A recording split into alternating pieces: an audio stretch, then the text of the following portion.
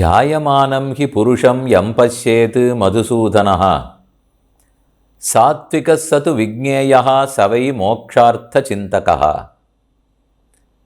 இந்த ஸ்லோகம் பெருமானுடைய கடாட்சத்தின் மகிமையை சொல்ல வந்தது. ஒருவன் சத்துவகுணம் வளர்ந்து ரஜோகுண தமோகுணத்தை தவிர்த்து நல்ல பலசாலியாய், மனோபலமுடையவனாய், ஆற்றல் மிகுந்தவனாய், பக்தியில் சிறந்தவனாக இருக்க வேணுமானால் அந்த குழந்தை பிறக்கும் போதே கண்ணனுடைய கடாட்சம் பட வேண்டும். ஜாயமானம் ஹி புருஷம் யம் பஷ்யேத் மதுசூதனः. திருமால் ஒரு குழந்தை பிறக்கும்போது கடாட்சித்தார் என்றால் சாத்விகா, அவன் சத்துவகுணம் உயர்ந்தவனாக ஆகிறான். சது விக்ஞேயா, நல்ல ஆத்ம அறிவு பெற்றவனாக ஆகிறான். சவை மோக்ஷார்த்த சிந்தகா, முக்தி பெறுவதில் அவனுக்கு விருப்பம் இருக்கிறது. அதுவே அவனுக்கு கடைசி பிறவியாக கூடும். இப்படிப்பட்ட பகவானுடைய திருக்கண் கடாட்சம், அதை பற்றித்தான் இன்று நாம் பார்க்க போகிறோம். இன்று இறுதியான நாள். நம்முடைய தூக்கம்னு பார்த்தோம், அது முதல் நாள். நம் விழிப்புன்னு பார்த்தோம், இரண்டாவது நாள். நம்முடைய செயல் என்னவாக இருக்க வேணும்னு பார்த்தோம், மூன்றாவது நாள். இது இத்தனையும் சரிவர நடக்க வேண்டுமானால் பகவானுடைய விழிப்பு, அவனுடைய கடாட்சம், அவர் கண்ணத்திறந்து நம்மை உற்று நோக்குதல், அதன் மாகாத்மியம் என்ன, அதனால் நாம் என்ன பெருமைகளை அடைகிறோங்கிறதை இன்றைக்கு பார்ப்போம். ஆண்டாளுடைய திருப்பாவையில் நாம் தூங்கினோம், நம்மை எழுப்புவதற்காக எழுந்திராய் எழுந்திராய்னு பல பாசுரங்களில் தூங்காதேன்னு சொன்னால், தேகமே ஆத்மாங்கிற தப்பான புரிதலோடே ஆத்மா எவ்வளவு சிறப்பானவர்னு தெரியாமல் சிற்றின்பங்களிலும் ஜனன மரணங்களிலும் விழுந்து தவிக்கிறோம். இதுதான் அனாதி காலமாக நம்முடைய தூக்கம். அஞ்ஞானம், அறிவின்மை, ஆத்ம ஞானமின்மைங்கிறதான் நம்முடைய தூக்கம். அதிலிருந்து விழித்து கொண்டோம், ஞானம் பெற்றோம். பகவானாரு நாறு, அவருக்கும் எனக்கும் உண்டான பிரிக்கவே முடியாத தொடர்புகள், அவர் உலகை எப்படி படைக்கிறார் காக்கிறார் என்பதெல்லாம், எனக்காக அவர் எவ்வளவு தூரம் முயற்சிக்கிறார் என்பது, இதெல்லாத்தையும் நான் என்று தெரிந்து கொண்டேனோ ஞானமுடையவனானேன். அஞ்ஞானம் விலகித்து இருள் தவிர்ந்தேன், மருள் தவிர்ந்து தெருள் பெற்றேன், ஞானமே பெற்றேன். இதெல்லாம் இரண்டாவது நாள் நம்முடைய விழிப்புன்னு பார்த்தோம். இதற்கு பின் நம்முடைய செயல்கள் என்னவாக இருக்க வேண்டும்? நாட்காலே நீராட வேண்டும், மையிட்டெழுதோம், மலரிட்டு நாமுடியோம், செய்யாதன செய்யோம், தீக்குறளை சென்றோதோம், ஐயமும் பிச்சையும் ஆந்தனையும் கைகாட்ட வேண்டும், பரமனடி பாட வேண்டும், அவன் நாமங்களை சொல்ல வேண்டும், நல்ல குணங்களோடு இருக்க வேண்டும், ஆந்தனையை எல்லா மக்களுக்கும் பாகவதர்களுக்கும் உதவ வேண்டும். நல்ல குணசாலியாக இருந்தோம்னால் அது பகவானுக்கு மிகவும் பிடிக்கிறது. இதெல்லாம் நம்முடைய செயல்கள் அப்படின்னு மூன்றாம் நாள் பார்த்தோம். நம் செயல் நன்றாக இருக்க வேண்டும், நமக்கு சத்துவகுணம் வளர வேண்டும். சமம் தமம் முதலான மனவடக்கம், வெளி புலன்களடக்கம், ஜீவகாருண்யம், எல்லாரிடத்திலையும் தானம் தர்மம், நமக்கே நம்முடைய புலனடக்கம் எவ்வளவோ நன்மை செய்யும். இதெல்லாம் வேணுமானால் பகவத் கடாட்சம் கண்டிப்பாக உறுதுணையாக நிற்கும். அந்த கடாட்சம் வேணுங்கிறத சொல்லும் பாசுரம்தான் ஜாயமானம் ஹி புருஷம். இந்த அர்த்தத்தை ஆண்டாள் திருப்பாவையில் 22வது பாசுரத்தில் வெகு நேர்த்தியாக அருளி செய்தாள். அங்கண்மா ஞாலத்தரசர் அபிமான பங்கமாய் வந்து நின் பள்ளிக்கட்டிற்கீழே சங்கமிருப்பார் போல் வந்து தலைப்பெய்தோம், கிங்கிணிவாய் செய்த தாமரை பூ போலே செங்கன் சிறு சிறுதே எம்மேல் விழியாவோ, திங்களும் ஆதித்தியனும் எழுந்தாற்போல் அங்கனிரண்டும் கொண்டெங்கள் மேல் நோக்குதியேல் எங்கள் மேல் சாபம் இழிந்து ஏலோர் எம்பாவாய். நம்மிடத்தில் அனாதி காலமாக எத்தனையோ சாபங்கள், பல பல கர்மங்கள், பாவம் புண்ணியம் ஆகிய 2 கர்மங்கள். பெருமானிடத்தில் பட்ட அபசாரம், அடியார்களிடத்தில் பட்ட அபசாரம், ஏன் தப்பு செய்தோம்னு தெரியாமலே செய்தது, தவறு செய்து விட்டாலும் அனுதாபப்பட்டு அதற்கு வருந்தாமல் இருந்தது. இப்படி எத்தனையோ விதத்தில் செய்திருக்கிறோம். சாஸ்திரம் செய்யின்னு சொன்னதே செய்யாமல் இருந்தது, செய்யாதேன்னு சொன்னதே செய்தது. பகவதபசார, பாகவதாபசார, அசக்கியாபசார, கிருத்தானு கிரியமானானு கரிஷ்யமானானு அகிருத்தியகரண கிருத்திய அகரண இப்படி நானாவித அபச்சாரங்களை பட்டோம். இதெல்லாம் ஒழிந்தாக வேண்டும். இதற்கு ஒரே வழி, செங்கண் சிறு சிறுதே எம்மேல் விழியாவோ. பட்டதெல்லாம் தவறுன்னு தெரிந்து கொண்டு பெருமானுடைய திருவடிகளில் சரணாகதி அனுஷ்டிக்கிறோம். அதற்கே அவருடைய கடாட்சம் வேணும். யத் ப்ரூபிரங்காக பிரமாணம். இதை சுவாமி பராசர பட்டர் சாதிக்கும்போது, மகாலட்சுமியினுடைய கடாட்சம் பெற்றால் அது முதல் நிலை கடாட்சம் வேணும். அது இருந்தால்தான் பெருமான் தான் திருக்கண்கள் திறந்து கடாட்சிக்கிறார். இதை பற்றி வால்மீகி ராமாயணம் அழகாக சொல்லுகிறது. வால்மீகி பகவான் ராமாயணம் 24,000 ஸ்லோகங்கள் எழுதினார். நாம் அறிந்தது ஆண்டிலிருந்து இன்று வரைக்கும் ராமபிரானுடைய அனைத்து வைபவங்களையும் அதிலிருந்து தான் தெரிஞ்சுக்கிறோம். சின்ன சின்ன தகவல்கள். ராமன், சீதை, லக்ஷ்மணன் மூவரும் காட்டுக்கு வருகிறார்கள். முதலில் குகனோடைய தோழமை. குகனொடும் தோழமை கொண்டதுமோர் அடையாளம்னு பெரியாழ்வாருடைய பாசுரம். தேர் சுமந்திரன் ஓட்டி வருகிறார். தேரிலிருந்து ராமன் இறங்குகிறார். சீதைக்கு கைலாக கொடுத்து இறக்கி விடுகிறார். குகனை நோக்கு வருகிறார்கள்.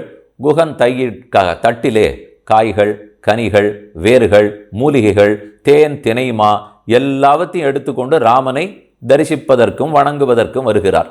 அப்போ ராமபிரான் தானே முதல்ல குகனை கடாட்சிக்க வேண்டும். கண்களார குளிர குளிர நோக்கி அவனை அனுகிரகிக்க வேண்டும். ஆனால் அவர் சொல்லுவது, மாழமான் மட நோக்கி உன் தோழி உம்பி எம்பி என்று ஒழிந்திலை. சீதையே, முதல்ல நீ குகனை கட்டாட்சிக்கிறாயா, நீ முதல்ல பாருன்னு சொன்னார். மகாலட்சுமி கட்டாட்சம் முதலில் கிட்டினால் அப்புறம்தான் பகவானுடைய கட்டாட்சம். இது முதல்ல சிபாரிசு பண்ணணும், பரிந்துரை செய்ய வேண்டும். லக்ஷ்மி கட்டாட்சத்தை பெற வேண்டும். அவள் கட்டாட்சம் கிடைத்து விட்டாலே ரதிர் மதி சரஸ்வதி திருதி சமிருத்தி சித்தி ஸ்ரீயா சிச்சிலிஷேத்தவ ப்ரூலதான்னு பராசர பட்டர் சாதிக்கிறார். அன்பு, நல்ல படிப்பு, செல்வம், மன உறுதி, எடுத்த காரியத்தில் சித்தி, வாக்கு வன்மை, இது இத்தனையுமே லக்ஷ்மி கடாட்சத்தால் கிடைக்குமா. அந்த ஒரு கடாட்சத்தை பெற்றுட்டோம்னால் அப்புறம் விஷ்ணு கடாட்சம், அத்வேஷம், ஆபிமுக்கியம் எல்லாம் வரிசையாக வரும். பெருமானுடைய கடாட்சம் அடுத்தது கிடைச்சிடும். அது கிடைத்தா சம்சாரத்தில் இருக்கிற விருப்பம் தொலைஞ்சு போயிடும். சத்துவகுணம் வளரும். மோட்சத்தில் ஆசை வரும்.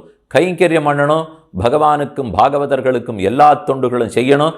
தன்னலமற்று இருக்க வேண்டும், பிறர் நலம் பேண வேண்டும். அதுவும் நம்முடைய தேசத்துக்காக சரி, நம்முடைய மொழிக்காகவும் சரி, அனைத்து பக்தர்களுக்காகவும் சரி, இந்த தர்மத்தை பாதுகாத்தே ஆக வேண்டும். ஆசை தன்னலத்தை தாண்டி பிறர் நலம் கருதக்கூடியது அப்பதான் நமக்கு ஏற்படும். இதெல்லாம் எது தடுத்து கொண்டிருந்தது? அனாதி காலமான கர்மங்கள் தடுக்கும். அந்த கர்மங்களை போக்குவதற்கு என்ன வழி? அதுதான் 22வது பாசுரத்தில் ஆண்டாள் சொன்னது, கண்ணனுடைய கடாட்சம் பெற வேண்டும். அது பெறுவதற்காக எல்லாரும் வந்து காத்திருக்கிறார்களாம். அங்கண்மா ஞாலத்தரசர் அபிமான பங்கமாய் வந்து நின் பள்ளிக்கட்டிற்கீழே சங்கமிருப்பார் போல் வந்து தலை பெய்தோம். அவனவன் தான் ராஜான்னு நினைத்து கொண்டு சுவாதந்திரத்தோட செருக்கு ஆணவத்தோடு இருந்தானாம். கண்ணனை சேவிக்கும் வாய்ப்பு கிடைச்சது. இவர்தான் முழுமுதற் கடவுள்னு தெரிந்து கொண்டு விட்டார். ராஜாதிராஜ சர்வேஷாம் என்று கிருஷ்ண மாகாத்மியம் தெரிந்து, நாம் என்ன பெரிய அரசன், பகவானன்னும் அரசன், அவனுக்கு தொண்டனா இருக்கிறது தானே நமக்கு பெருமை. இந்த உண்மை தெரிந்து கண்ணன் எப்போது விழித்தெழுவார், அவர் கடாட்சத்தை எப்போது பெறலாம் என்று எல்லாரும் வீட்டு அரண்மனை வாசல்ல வந்து கிடக்கிறார்கள். அதைத்தான் முதல் வரியிலே அபிமான பங்கமாய் தங்களுக்கு இருக்கிற ஆணவம் அகங்காரம் தொலைந்து வந்து நின் பள்ளிக்கட்டிற்கீழே தேவரீர் இருக்கும் இடத்துக்கு அடியில் வந்து நிற்கிறார்கள். திருவடியை தொட்டு சேவிக்கணும், உன்னை பாதாதி கேசாந்தமாக சேவிக்க வேண்டும். இதெல்லாம் அவர்களுக்கு ஆசை. பள்ளிக்கட்டிற்கீழே சங்கம் இருப்பார் போல் வந்து தலை பெய்தோம். அந்த அரசர்களெல்லாம் எப்படி வந்தார்களோ எல்லா கோபிகைகளான நாங்களும் அப்படித்தான் கண்ணா உன்னை தேடி வந்திருக்கிறோம். வந்தார் போல் வந்து தலை பெய்தோம். நீ செய்ய வேண்டியது, கிங்கிணி வாய் செய்த தாமரை பூ போலே செங்கன் சிறு சிறுதே எம்மேல் விழியாவோ. தடால்னு கண்ணை திறந்து முழுவதுமாக எங்களை பார்த்து விழிக்காதே.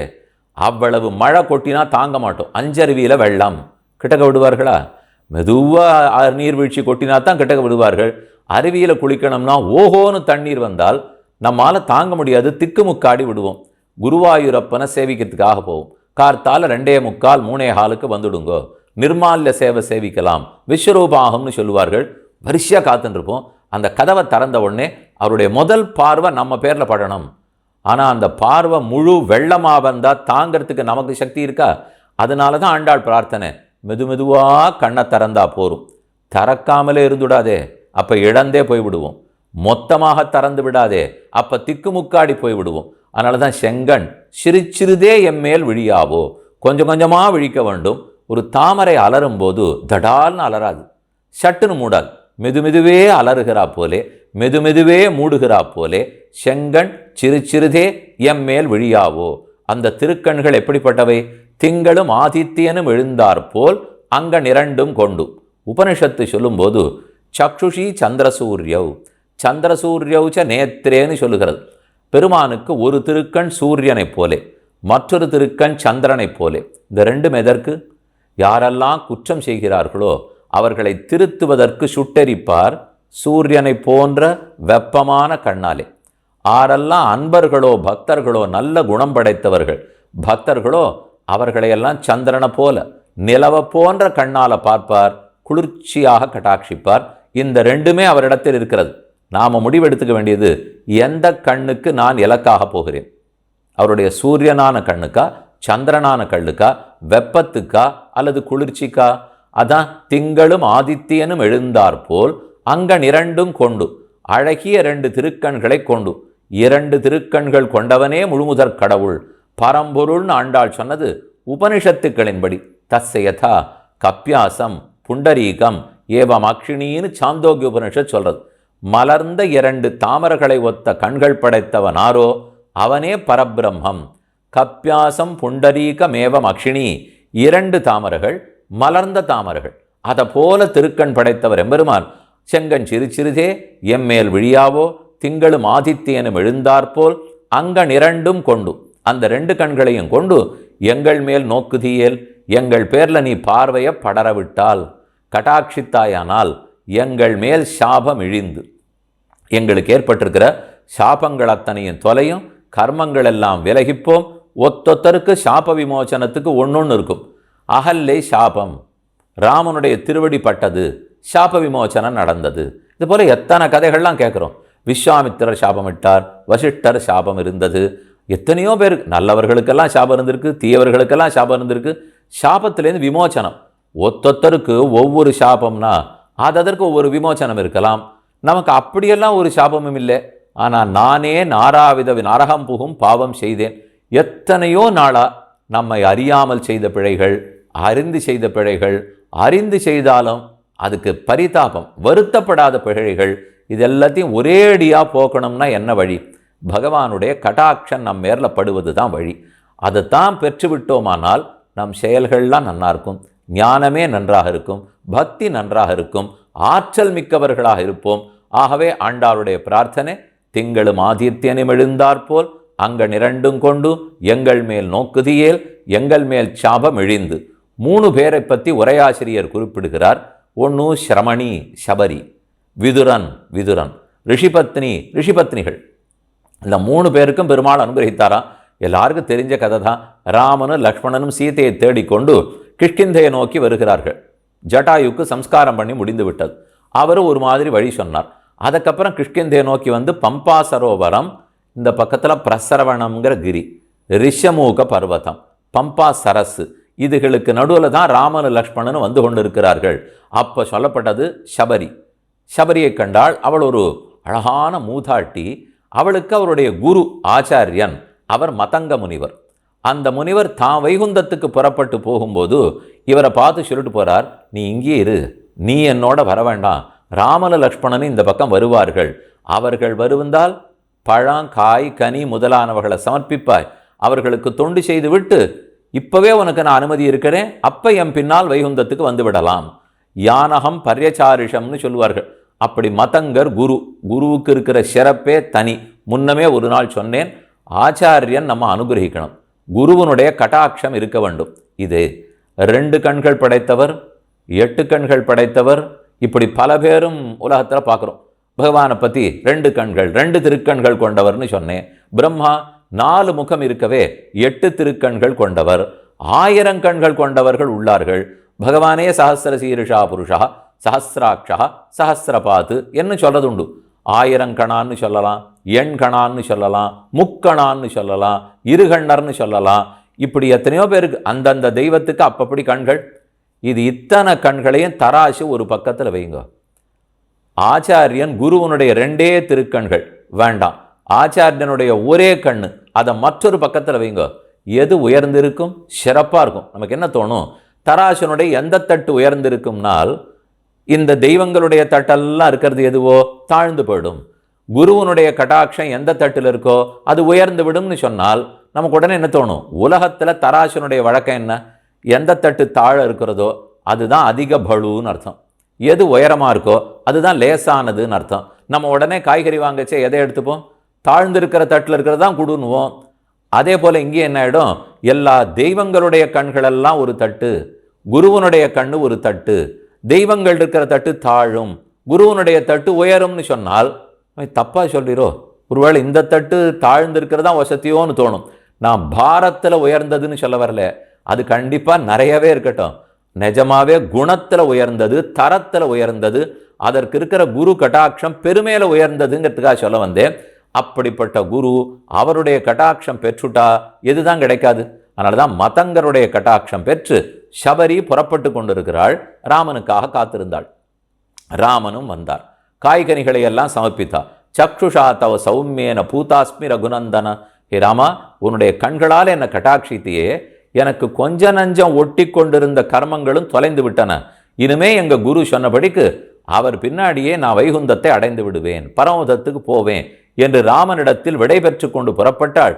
அப்ப பெருமானுடைய கட்டாட்சம் பெற்றால் அனாதி காலமான அசுத்தங்கள், அனாதி காலமான அழுக்குகள் அது அத்தனை நமக்கு தொலையும்.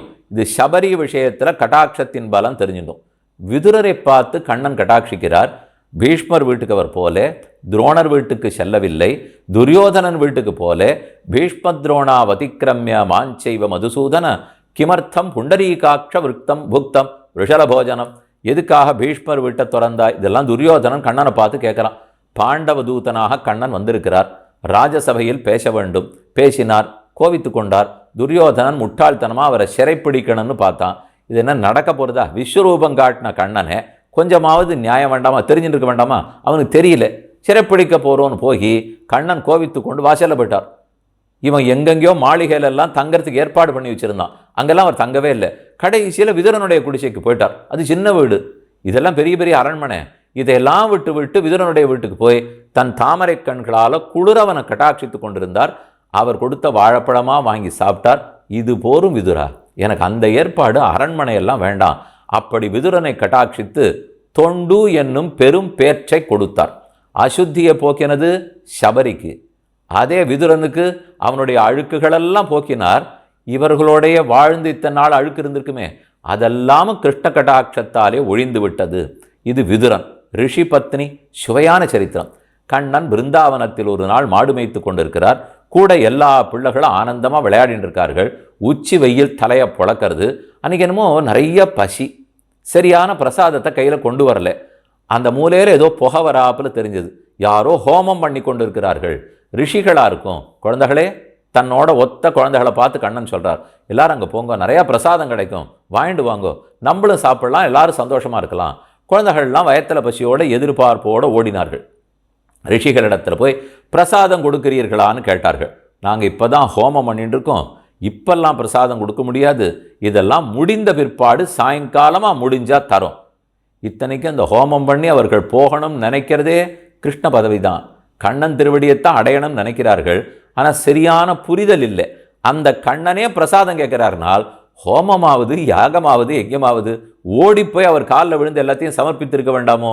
கிருஷ்ணம் தர்மம் சனாதனம் சர்வம் ஸ்ரீ கிருஷ்ணார்ப்பணம் வஸ்து நித்தியம் சொல்லிட்டு இருக்கோம். ஆனால் அவர்களுக்கு அது புரியலை. குழந்தைகளுக்கு ஒரே வருத்தம், சாப்பாடு இல்லைன்னு சொல்லிட்டார்கள். கண்ணா என்ன பண்ணுவோம்னு வந்து அழுதனர். கவலைப்பட வேண்டாம், ரிஷிகளுக்கு அவ்வளவா கொஞ்சம் போரல போல் இருக்கு, அதனால தான் பதில் சொல்ல தெரியல. அந்த ரிஷிகளுடைய மனைவியர் இருப்பார்கள், அவர்களிடத்தில் போய் கேளுங்கோன்னு கண்ணன் சொன்னார். போனார்கள், கேட்டார்கள். அவர்களுக்கு ரொம்ப ரொம்ப மகிழ்ச்சி. கண்ணனா கேட்டார், நம்மிடத்திலேயா கேட்டார், வாங்கோ எடுத்து போகணுட்டு. புளியோதரை ஒரு கலையம், சக்கர பொங்கல் ஒரு கலையம், தத்யோதனை ஒரு கலையம், தேங்காய் சாதம் ஒரு கலையம், அப்படி அவரவர்கள் பானை முழுக்க பாயசம், லட்டு, ஜிலேபி, ஜாங்கிரி என்னென்ன உண்டோ எல்லாத்தையும் எடுத்துக்கொண்டு அப்படியே அவர்கள் மெதுவாக கண்ணனை நோக்கி வருகிறார்கள். வேர்த்து பசித்து வயிறசைந்து வேண்டடிசில் உண்ணும் போது ஈதென்னு பார்த்திருந்து நெடுநோக்கு கொள்ளும் பத்த விலோசனத்துக்கென்ன உய்த்திடுமின் என்ற ஆழ்வாருடைய ஆச்சரியமான பாசுரம் ஆண்டாள் சொல்லும் போதும் சரி, அவ்வளவு தூரத்திலேருந்து வர்றத உச்சி வெயில், கண்ணனுக்கு வயிறு ரொம்ப பசி, வயிறு பசிச்சாலே அவருக்கு உடம்பெல்லாம் நடுங்க ஆரம்பிச்சிடும், வாயெல்லாம் துடுக்க ஆரம்பிக்கும், அப்படி வேத்து கொட்ட ஆரம்பிச்சிருமா, வியர்வை பெருகுகிறது, உடம்பு தவிக்கிறது, நாக்கு ஒட்டி போகிறது. அப்படி உச்சி வெயில் சரியா தெரியல போகிறது. அதனால கையை இப்படி வச்சு யாரானு நமக்காக சோறு கொண்டு வருகிறார்களோ அப்படின்னு இந்த திருக்கண்களால் பார்த்தாராம். அந்த ரிஷிகளுடைய மனைவியர் வந்து கொண்டிருந்தனர். இந்த கண்ணு பார்வை பட்டவுடனே அவ மொத்த கர்மங்களும் தொலைஞ்சே போச்சு. இத்தனைக்கு அவர்களுன்னு கொண்டு சமர்ப்பிக்கவே இல்லை. அதைத்தான் ரிஷிபத்தினிகளை கண்ணன் கட்டாட்சித்தான். அவன் கட்டாட்சத்தாலே கர்மங்கள் தொலையும், சத்தகுணம் வளரும், ஞானம் பெருகும், பக்தி நன்கு வளரும். அதே போல அனைத்து குணங்களாலும் சிறக்கிறோம். இந்த கட்டாட்சம் எப்போதும் அவனுடையதாய் நம்மிடத்துல நிலைத்தே இருக்க வேண்டும்ங்கிறதான் ஆண்டாளுடைய பிரார்த்தனை. செங்கஞ்சிறு சிறுதே எம்மேல் விழியாவோ திங்களும் ஆதித்யனும் எழுந்தாற்போல் அங்கன் இரண்டும் கொண்டு எங்கள் மேல் நோக்குதியேல் எங்கள் மேல் சாபம் இழிந்து. ஒரு குழந்தை பிறக்கும் போதே பகவானுடைய கட்டாட்சத்தை பெற்றுவிட்டால் கீழே சொன்ன மூணுமே கைகூடும். அப்புறம் தேவையில்லாத தூக்கம் கிடையாது, ஆத்ம ஞானம் வந்துவிடும், விழிப்புணர்வோடு இருப்போம். என்னென்ன செய்யணும், யார் பகவான் யார் நாம, ரெண்டு பேருக்கும் உண்டான தொடர்பென்ன, ஆன்மீக உணர்வத்தனையும் தெளிவத்தனையும் ஏற்பட்டு விடும். செயல்பாட்டில் குறவே இருக்காது. நல்லதா செஞ்சுட்டு இருப்போம், தீயதா விலக்கி விடுவோம். இது இத்தனைக்கும் அடிப்படையது பகவானுடைய கட்டாட்சம். அது வேணுங்கிறதுக்கு நம்மகிட்ட என்ன தேவை? நம்மகிட்ட எதையான எதிர்பார்த்து கொடுப்பாரானால் விருப்பம் வேண்டும். செங்கன் சிறு சிறுதே எம்மேல் விழியாவோ என்கிற வேண்டுகோள் வேணும், விருப்பம் வேணும், குருவனுடைய கட்டாட்சம் வேணும். இது இருக்குமானால் தானே உலகமே நமக்கு நல்லதாகவே படும். நம்மால லோகத்துக்கு நன்மை, லோகத்தால நமக்கு நன்மை. இப்படிப்பட்ட உயர்ந்த அர்த்தத்தை கிருஷ்ண கட்டாட்சத்தை பற்றி சொன்ன ஆண்டாள், அவளைத்தான் கொண்டாட வேண்டும். இந்த மார்கழி மாதம் முழுவதும் ஆண்டாளுடைய திருப்பாவையின் அடிப்படையில் வைத்துக்கொண்டு ஒரு 4 தலைப்புகளிலே ஒன்றோடொன்று தொடர்பு இருக்கக்கூடிய தலைப்புகளில் சொல்லக்கூடிய பரிமாறிக்கொள்ளக்கூடிய வாய்ப்பு கிடைக்கிறது. அதற்கு ஆண்டாளுடைய திருவடிகள் வாழி வாழி வாழி, ரங்கமன்னாரோடு சேர்ந்து வாழி வாழி, பெரியாழ்வாருடைய திருவடிகள் வாழி. இவ்வளவு நேரமும் பொறுமையாக கேட்டுக்கொண்டிருந்த உங்களுக்கும் உங்கள் பொறுமைக்கும் வாழி பல்லாண்டு. இதை நடத்திய குரு தொலைக்காட்சியினர் அவர்களுடைய பணியும் ஆன்மீக பணியும் மேன்மேலும் வளர வேண்டும், வர்த்ததாம் அபிவர்த்ததாம் என்று பிரார்த்தித்து கொண்டு ஸ்ரீமத்தே விஷ்ணு சித்தார்ய மனோநந்தன ஹேதவே நந்தநந்தன சுந்தர்யே கோதாயை நித்தியமங்கலம் ஸ்ரீமதே ரம்யஜாமா திருமுனீந்திராய மகாத்மனே ஸ்ரீரங்க வாசினே பூயாத்து நித்யஸ்ரீ நித்தியமங்கலம்னு சொல்லி அமைகிறேன். குஷ்யதே யஸ்ய நகரே ரங்கயாத்ரா தினே தினே தமஹம் சிரசா வந்தே ராஜானம் குலசேகரம். குலசேகராழ்வார் திருவடிகளே சரணம். மாசி மாதம் புனர்வசு நட்சத்திரத்தில் சேர நாட்டிலே திருவஞ்சிக்களத்தில் அவதரித்தவர் குலசேகர ஆழ்வார். ராமனுக்கென்னே வாழ்ந்தபடியால், ராமனுக்கென்னே பெருமாள் திருமொழி 105 பாசுரங்களை சமர்ப்பித்தபடியால் ராமனுடைய திருநாமமான பெருமாள் என்னும் நாமத்தை பெற்று குலசேகர ஆழ்வார் குலசேகர பெருமாள் என்றே கொண்டாடப்படுகிறார். அவருடைய திருநட்சத்திரம் அவதார நன்னாள் மாசி புனர்வசு. அந்த நட்சத்திரத்தை முன்னிட்டு 5 நாட்கள் மலையாள திவ்யதேச யாத்திரை ஏற்பாடு செய்யப்பட்டுள்ளது.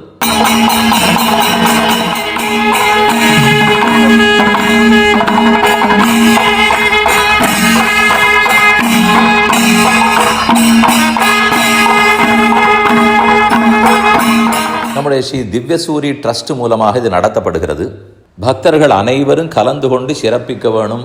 அனைத்து எம்பெருமான்களையும் சேவித்து ஆழ்வார் பாசுரங்களின் வியாக்கியானங்களை கேட்டு அவர் அனுகிரகத்தை பெற வேண்டும் என்று பிரார்த்தித்துக் கொள்கிறேன். யாத்திரையை பற்றின தகவல்கள், தேதி, செல்லுமிடம் அவற்றை சுருக்கமாக அறிவிக்கிறேன். அதாவது 2025 மார்ச் மாதம் 8, 9, 10, 11, 12 5 நாட்கள். இதில் 9ஆம் தேதி தான் மாசி புனர்வசு ஆழ்வார் திருநட்சத்திரம்.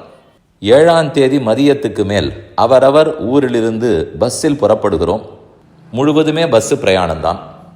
மறுநாள் விடியற்காலை பாரதப்புழா கரையில் இருக்கும் திருநாவாய், அதான் முதல் திவ்யதேசம், 8ஆம் தேதி சனிக்கிழமை காலை நாவாய் முகுந்தனை சேவிக்கிறோம். அங்குதான் பாரத புழா சுழித்து ஓடுகிறது. நீராடி பெருமானை சேவிக்கிறோம்.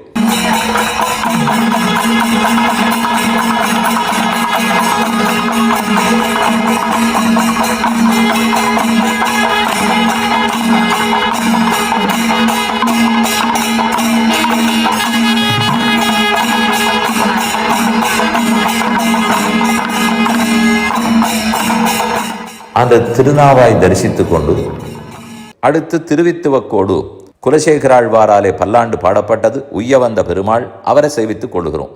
மாலை அங்கிருந்து புறப்பட்டு குருவாயூரை அடைந்து குருவாயூர் அப்பனை தரிசித்துக் கொண்டு இரவு திருவஞ்சிக்களம் அதை சுற்றி இருக்கும் இடத்தில் வந்து தங்கிவிடுகிறோம். இது 8ஆம் தேதி. 9ஆம் தேதி காலை புறப்பட்டு திருமூழிக்களம் ஸ்ரீசூக்திநாதன் பெருமான் அவரை தரிசிக்கிறோம். அங்கிருந்து திருவஞ்சிக்களத்துக்கு வந்து ஆழ்வாரை சேவித்து சாத்துமுறை உற்சவம் திருநக்ஷத்திர உற்சவத்தில் பங்கெடுத்துக் கொள்கிறோம். கோலாகலமான வைபவம்.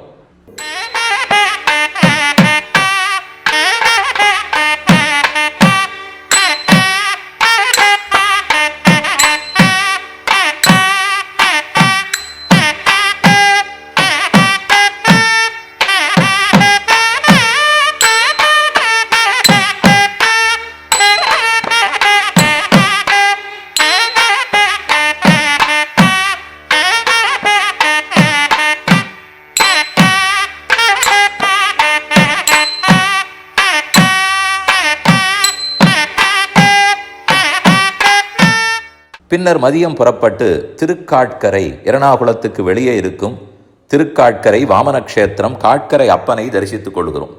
அங்கிருந்து புறப்பட்டு இரவு திருவல்லவாள் அந்த ஊரை அடைந்து ராத்திரி தங்கிவிடுகிறோம். அடுத்து 10ஆம் தேதி 11ஆம் தேதி பகல் பொழுது வரை அங்கே தான் இருக்க போகிறோம். 6 திவ்யதேசங்களை சேவிக்க வேண்டும்.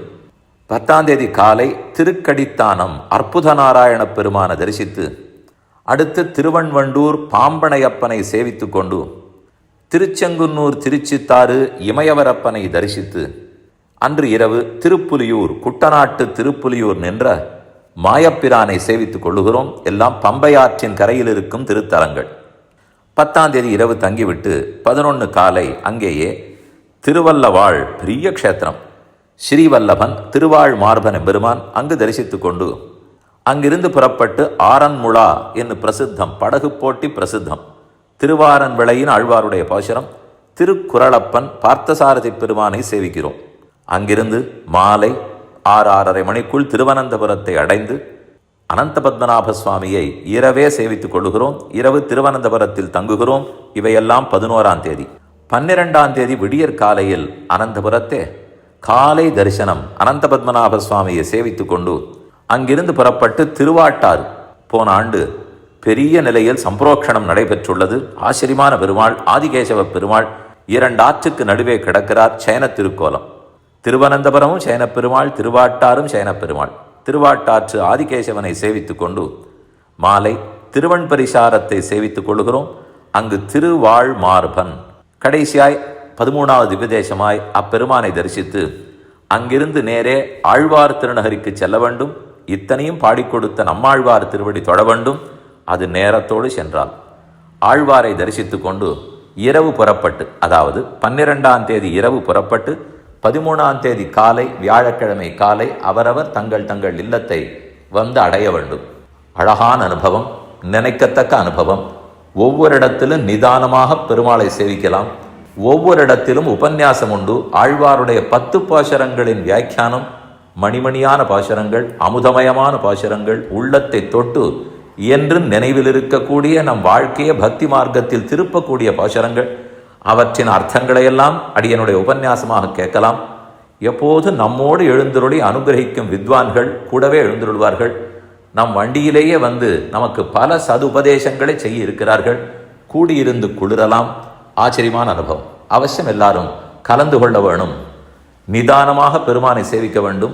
பக்தர்கள் பலரோடும் சேர்ந்து சேவிக்க வேண்டும். ஆழ்வார் பாசுரத்தை ஒன்று விடாமல் கேட்டு அந்த பெருமானின் பெருமையை தெரிந்து கொள்ள வேண்டும். இந்த ஆசை இருக்கும் அவர்கள் குடும்பத்தோடு கலந்து கொள்ள வேண்டும். 5 நாட்கள் தான், அதிலும் சனி ஞாயிறு இருக்கிறது. சேர்த்து ஆழ்வாருடைய உற்சவத்திலும் திருவஞ்சிக்களத்து திருவவதார உற்சவத்திலும் கலந்து கொள்ள போகிறோம். அவசியம் வரவும். உடனடியாக தொடர்பு கொள்க.